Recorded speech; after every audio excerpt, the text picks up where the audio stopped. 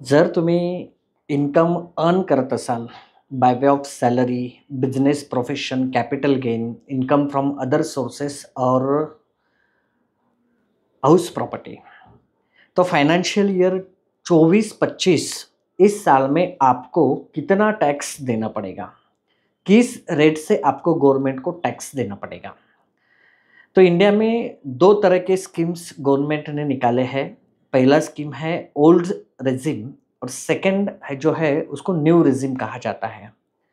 तो old regime में taxation कैसे होता है कि up to 2,05,000 rupees there is no tax.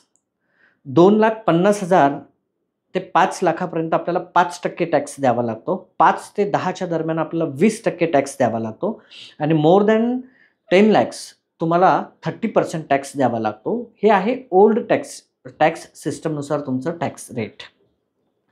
परंतु जर तुम्ही नवीन टॅक्स सिस्टमनुसार जर गेलात तर 3 लाखापर्यंत तुम्हाला कुठलाही टॅक्स द्यायचा नाही आहे।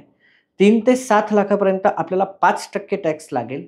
7 ते 10च्या दरम्यान आपल्याला 10% लागेल। 10 ते 12च्या दरम्यान आपल्याला 15% लागेल आणि 12 ते 15च्या दरम्यान आपल्याला 20% लागेल आणि 15 लाखाच्या वरती जर आपलं इन्कम असेल तर 30% टॅक्स रेट आपल्याला इथे लागेल। आणि जर का तुमची फॉरेन कंपनी असेल तर फॉरेन कंपनीचे सुद्धा टॅक्स रेट त्यांनी बजेटमध्ये 24-25च्या रिड्यूस केलेले आहेत। ते म्हणजे 40 वरनं 35% वरती आणलेले आहेत। पण कसं आहे मित्रांनो, तुम्हाला एका स्कीममधनं म्हणजे ओल्ड स्कीममधनं न्यू स्कीममध्ये जायचं असेल किंवा न्यू स्कीममधनं ओल्ड स्कीममध्ये जायचं असेल आणि तुम्ही जर सॅलरीड पर्सन असाल तर विदिन अ सेम फायनान्शियल इयरमध्ये बिफोर ड्यू डेट तुम्ही ते शिफ्ट करू शकता।